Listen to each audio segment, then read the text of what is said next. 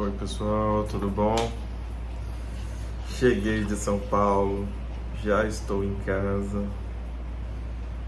Passei a manhã com a minha família, almoçamos juntos.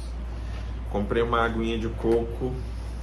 Hoje o dia tá quente, mais de 30 graus. Tô aqui me refrescando.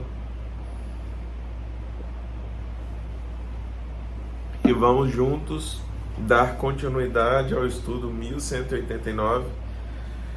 Serão 1189 dias, 1189 capítulos e a Bíblia lida de Gênesis a Apocalipse.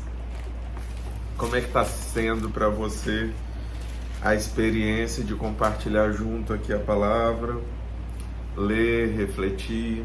Você tem se dedicado aí na leitura, na busca, na oração? Que esse momento ele sirva de incentivo, de motivação, para que você tenha a sua experiência, o seu momento, porque a Bíblia ela é apenas uma desculpa para nós termos um momento com Deus. É uma boa desculpa, porque através dela nós entendemos de forma didática aquilo que o Senhor espera de nós. E quando nós temos esse momento com a presença do Senhor, Ele confirma isso no nosso coração, na nossa mente, e as nossas atitudes começam a refletir a verdade da palavra. Lembre-se, todo o Novo Testamento ele não existia, ele passou a existir a partir da vinda de Jesus e da experiência de todos os discípulos e os que vieram pós Jesus. Logo, tudo que eles tinham era o Antigo Testamento, ou a Torá, e eles se baseavam apenas nas leis, nas ordenanças. E Jesus ele veio para mostrar como aplicar a ordenança de forma prática e completa, não só visualmente, mas internamente, não só externamente, mas também aquilo que ninguém mais está vendo, mas você sabe, Deus conhece, que é o que passa na sua mente. Que você se transforme pela renovação do seu entendimento, como diz a palavra, e que ela traga para você a concepção, a compreensão, a profundidade do quanto é importante nos relacionarmos com o Senhor. Então a Bíblia ela nos dá essa oportunidade, como eu disse, é uma grande e ótima desculpa para estarmos com Deus, mas não fique apenas naquilo que a letra diz, porque a letra mata, mas o Espírito vivifica, ou seja, a palavra, se ela for usada de forma ruim, ela pode ser usada como o diabo usou para tentar Jesus. O diabo usou a Bíblia para tentar Jesus, versículos, e Jesus respondeu com versículos para resistir ao diabo, e ele fugirá como fugiu. E é isso. É muito legal ver como que a Bíblia se completa e nos completa. E é por isso que nós estamos aqui, ok? Tenha esse alvo em mente muito nítido da importância desse momento que nós passamos juntos aqui. Vamos orar? Pai, eu te agradeço pela tua disponibilidade. Sempre que o buscamos, o Senhor está disponível e acessível. Te agradecemos porque muitos, infelizmente, nunca experimentaram essa intimidade com o Senhor. E nós temos livre acesso.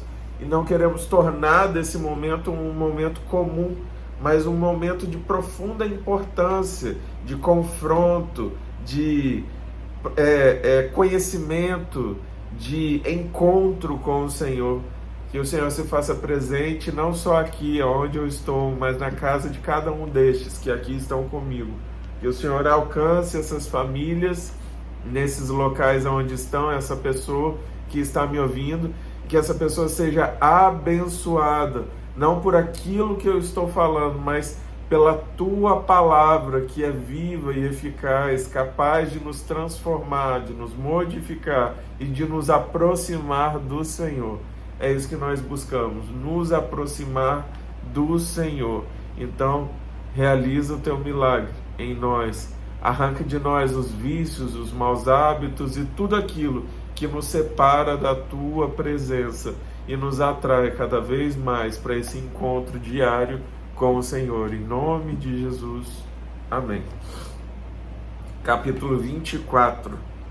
O sinal do fim dos tempos. Jesus saiu do templo e, enquanto caminhava, seus discípulos aproximaram-se dele para lhe mostrar as construções do templo.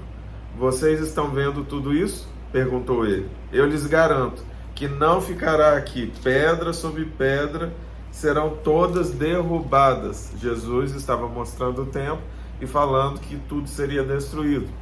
Tendo Jesus se assentado no Monte das Oliveiras, os discípulos dirigiram-se a ele em particular e disseram: Dize-nos quando acontecerão essas coisas, e qual será o sinal da tua vinda e do fim dos tempos?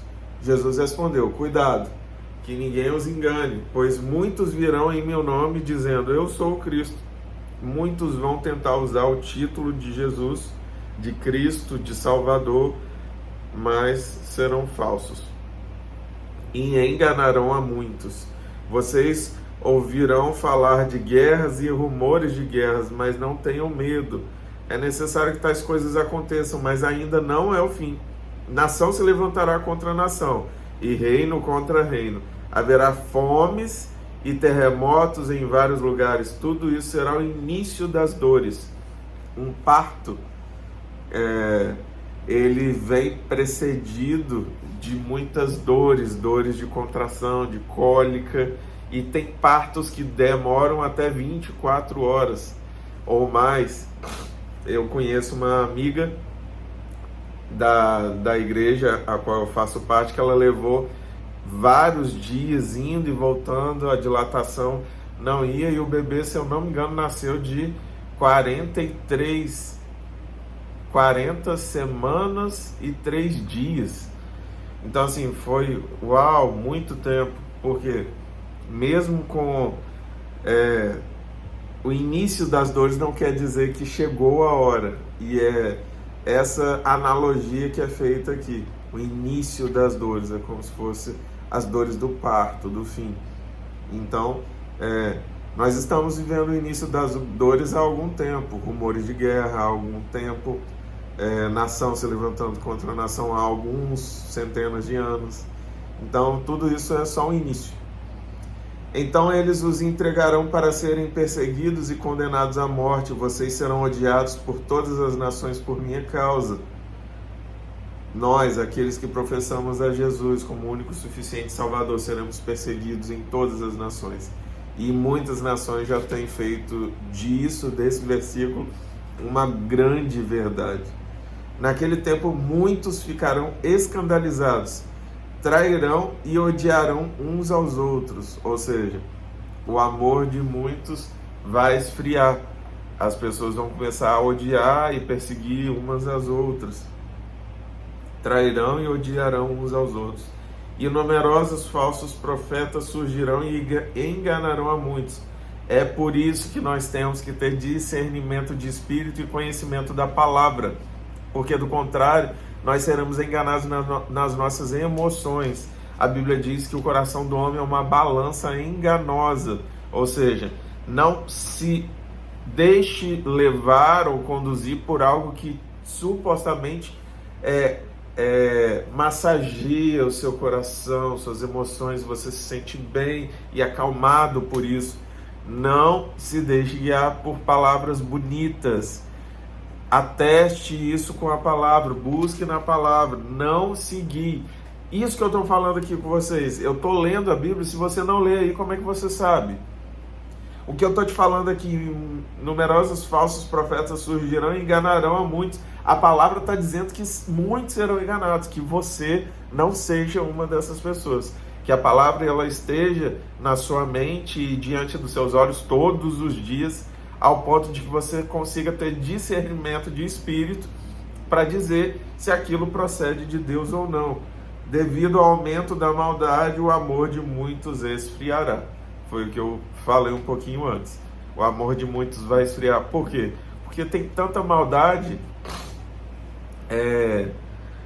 Imagine só, você lida com a morte todos os dias. Chega uma hora que a morte se torna comum.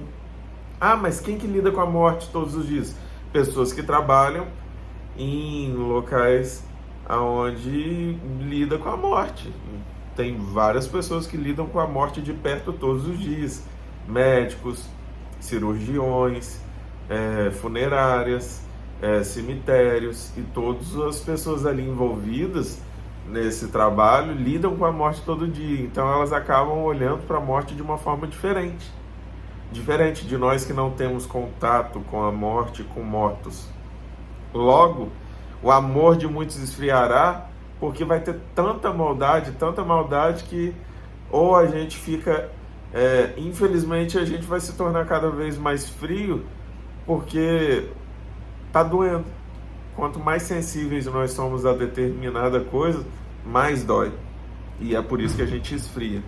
Um relacionamento esfria por quê? Porque passa por problemas, dificuldades, desafios, e não superados esfria, até que o amor acaba. Entendeu? Então é essa a menção que o versículo traz. Mas aquele que perseverar até o fim será o salvo. Ou seja, é necessário perseverar nessa busca, nessa palavra, na certeza de que Jesus, ele vem para nos salvar, ainda que estejamos vivendo muitos desafios e problemas e dificuldades. Ainda que eu tenho lido um livro, Larry Crabb, ele fala sobre o novo caminho, e nós não podemos buscar a Deus apenas para termos uma vida boa. Isso deve ser consequência. Buscar primeiro o reino de Deus e a sua justiça. Amar a Deus acima de tudo e todos, e ao próximo como a nós mesmos. Amar a justiça de Deus. E isso é o primordial, é o primeiro. Mas nós temos que confiar que Deus nos acrescenta. Olha lá a bagunça. Alvin? Ele começa a fazer bagunça na cama. Nós temos que confiar que Deus nos fará boas coisas e trará boas experiências e uma vida abençoada, mas não é amar a Deus porque diz, é esperar com fé, mas se não vier, amar da mesma forma, buscar da mesma forma, não para ter, mas para se aproximar dele. Esse é o resumo.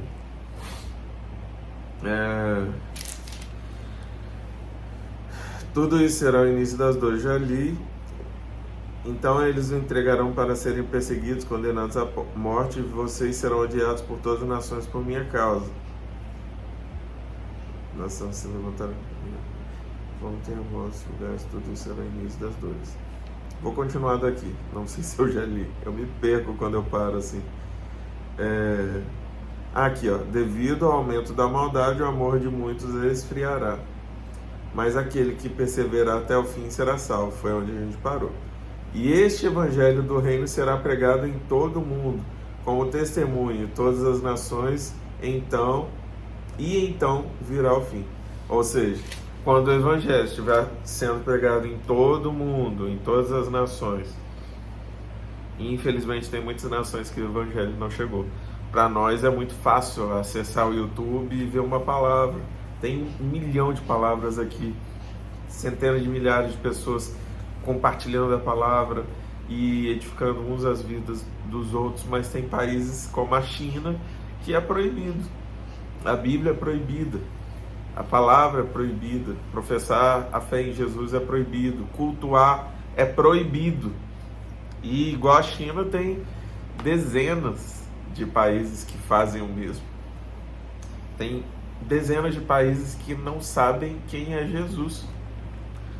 E infelizmente na nossa sociedade ainda existem muitos que estão crescendo sem esse conhecimento também. Por isso a importância de compartilhar.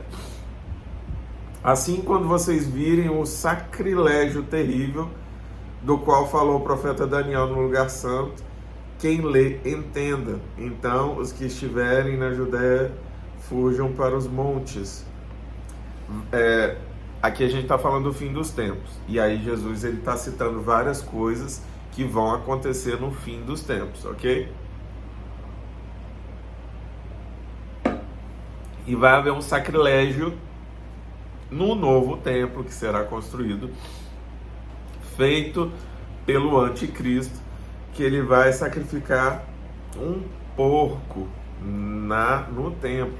E o porco é um animal imundo, é um animal que é imundo, não é considerado um animal para sacrifícios. E vai ser feito isso.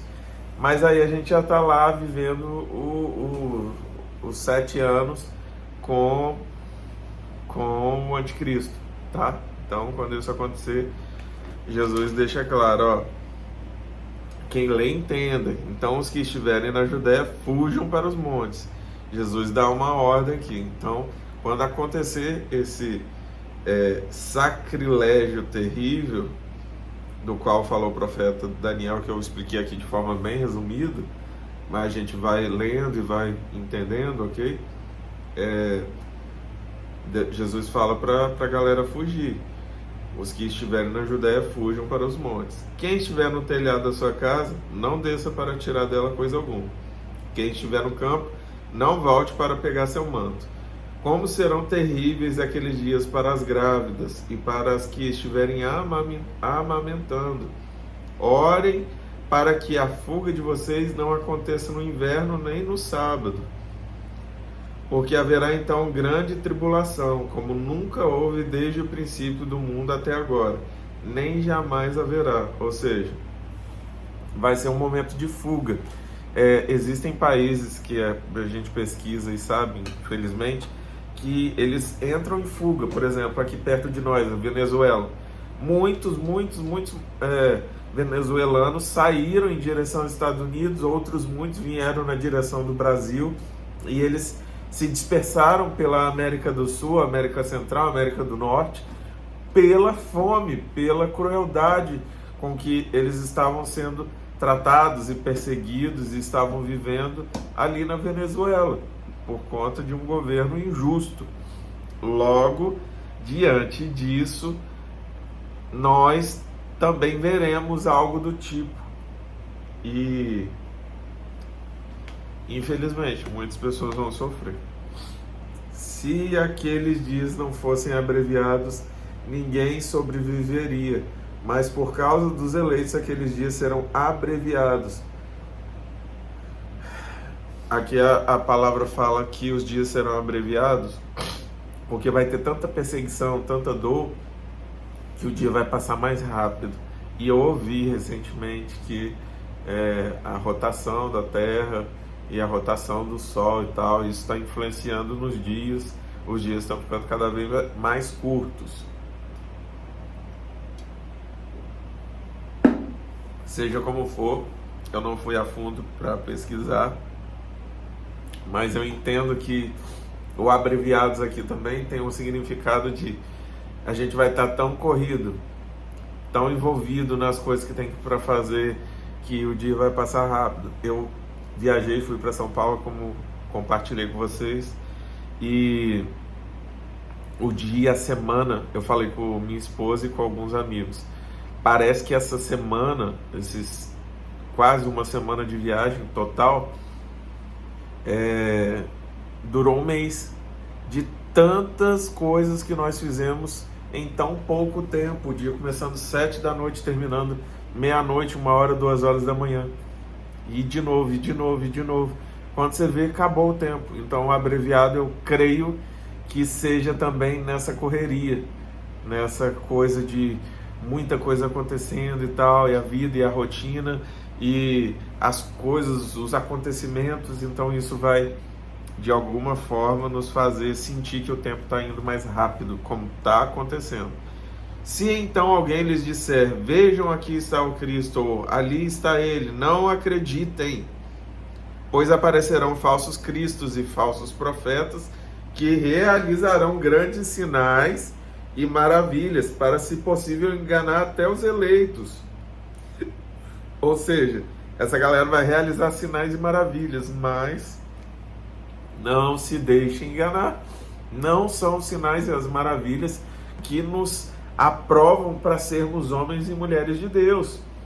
Lembrem-se, quando Moisés foi diante de Faraó e realizou alguns sinais e maravilhas, os magos de Faraó também imitaram. Óbvio que numa proporção menor. Por exemplo, o cajado de Moisés se torna em cobra. E aí os magos de Faraó também fazem o cajado dele se tornar em cobra.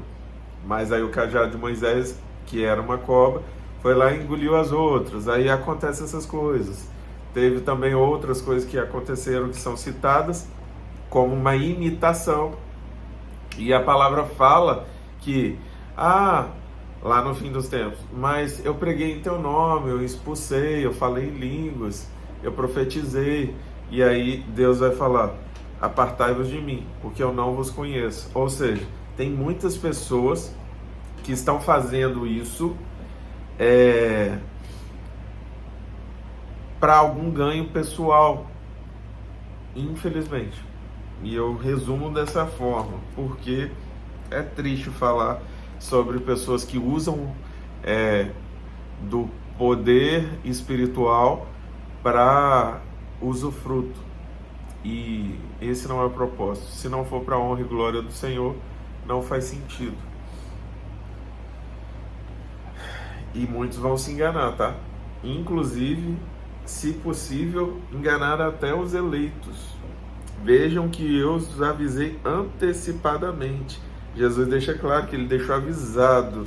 E é por isso que a gente peca, porque a gente não conhece as Escrituras. Então, você que está aqui, aumenta ainda mais a importância e o nosso compromisso para buscar aquilo que Deus tem para nos dizer. Assim, se alguém lhes disser: ele está lá no deserto, não saiam, ou ali está ele dentro da casa, não acreditem, porque assim como o relâmpago sai do Oriente e se mostra no Ocidente, assim será a vida do Filho do Homem. Onde houver um cadáver, aí se ajuntarão os abutres. Imediatamente após a tribulação daqueles dias, o sol escurecerá e a lua não dará a sua luz, as estrelas cairão do céu e os poderes celestes serão abalados. Então aparecerá no céu o sinal do Filho do Homem, e todas as nações da terra se lamentarão e verão o Filho do Homem vindo nas nuvens do céu, com poder e grande glória. E ele enviará os seus anjos com grande som de trombeta, e estes reunirão os seus eleitos dos quatro ventos, de uma a outra extremidade dos céus. Aprendam a lição da figueira. Quando seus ramos se renovam e suas folhas começam a brotar, vocês sabem que o verão está próximo. Assim também, quando virem todas essas coisas, saibam que ele está próximo às portas. Eu lhes asseguro que não passará esta geração até que todas as coisas aconteçam. Os céus e a terra passarão, mas as minhas palavras jamais passarão. Assim como a figueira, que quando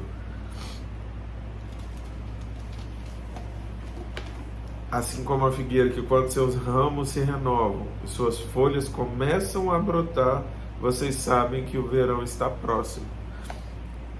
Do mesmo jeito, e a figueira era uma árvore muito conhecida ali, mas quando essas coisas começarem a acontecer, é porque os dias estão próximos.